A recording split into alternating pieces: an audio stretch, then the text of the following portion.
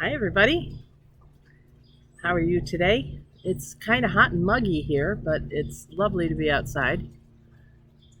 So you can probably hear the birds and the plane. I don't know if you can hear the fountain behind me. Our fountain is just brings me such a sense of peace and calm during the summer.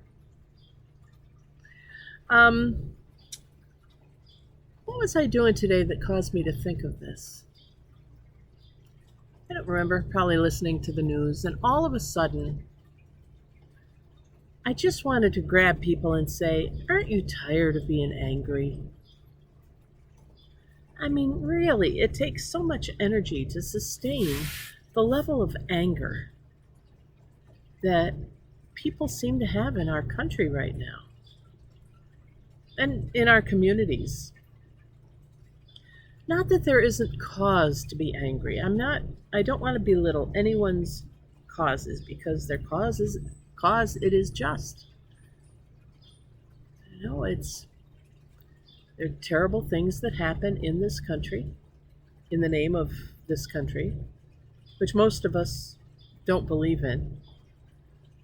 There are injustices that most of us don't countenance. There are there's violence that we abhor, but still, aren't you tired of being angry all the time?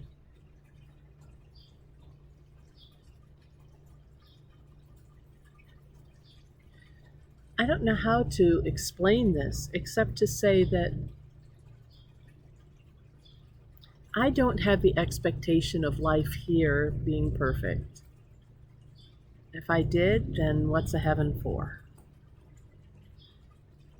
I can make it as perfect as possible. I can work at it to become the just representation of heaven on earth, the kingdom of God that I feel God is asking us to work toward, leading us to work toward. But I don't expect perfection. And I want to be gentle even when it hurts, even when it's awful, even when it's despicable, even when it's demoralizing and deflating and all of those adjectives. Even when it's those things, I want to be gentle enough to understand and to remember that we're all human and everybody's going to make mistakes, and some people are going to make stupid decisions, and to some people, mine are stupid decisions, and that's part of the variety of life on earth. That not everyone lives in upstate New York with, a beautiful garden yard sanctuary in the middle of a city. And some people live in very arid parts of this country, let alone foreign countries. I don't live in a war torn area, thank God, a war torn area of the Middle East or in Ireland where the clashes are becoming more pronounced again by religion. I mean, I don't have those experiences, and so I can't comment on what life is like there. But I do live in the middle of an inner city, and it's a city that has a huge child poverty rate. We are third in the nation per capita for childhood poverty. We are, we currently, I can't remember the number, 34 or 37 or something, homicides this year, which is huge for us. We are, we have a huge homeless population. We finally have 51 or 2% of our high school students graduating. It was in the low 40s for years and years, percentage of people who would graduate from high school. I mean, there are things that are abominable here, which is terrible because Rochester is such a white collar community as opposed to Buffalo and Syracuse, which are really blue collar industrial. We're not. So we have a lot of the arts and we have a lot of the sciences and so forth. But let's be honest, most of those people in those jobs don't live in the city, they live in the suburbs. And the city is working very hard. It has been working for the last 20 years or 30 that I've been a part of the discussions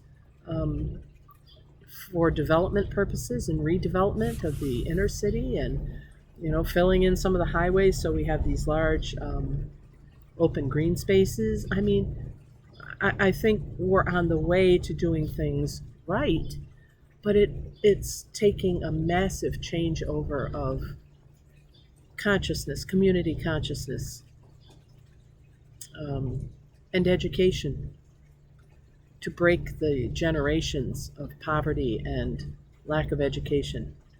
Huge effort. I didn't start this to talk about Rochester and her problems because there are beautiful ways that we are breaking through those things, and there are efforts, and there are groups, and there are wonderful initiatives that are happening. But the thing I want to talk about is this anger thing. We can all go around and be angry about something. If I were living in the country, I could be angry at how hard it is for me to get decent health care within a half hour of my home. I could be talking about farm subsidies. I mean, there's a lot to be angry about in every part of this nation and on every part of the globe. So don't we just have to kind of reach a point where we say, I just can't be angry anymore. I just don't want to carry that burden anymore. I will work for what I can work for, but I will be gentle and understanding everybody feels this way. We are all in this together, whether we agree or not. It's like the pandemic. Nobody cares if you're a red state or a blue state. The pandemic is going to hit you. We all have to deal with whether to be vaccinated or not. Now, your reasons might be politically based, but the facts are the facts. And we're all in this. We're all affected. So I think we have to choose to not be angry. And when we start feeling anger, maybe ask ourselves, what am I really angry about? And what can I do about it? And then do it. It's not enough to ask, what can I do? You have to do it. Because if you're going to be angry and know that there is something that you can do, and you're not going to do it, then you're part of the problem. And don't talk to me about being angry. It's like, get over yourself already. Choose to be happy. Choose, and for me it's easier, for those of us who believe it's easier because we can choose to trust God. We can choose to believe that God's got a plan here, even if we don't know what it is. And to begin to see all of the beauty around us and all of the good things that are happening around us. All the love, or the possibilities, or the new hopes, or the things to look forward to, or just, I don't know, my rose of Sharon that's not only blooming, but that has sprung up these volunteer bushes all around my yard, or the fact that the cicadas are singing, and I have a little water running, and birds are chirping, and even though it's hot and muggy, I'm not living, in snow right now.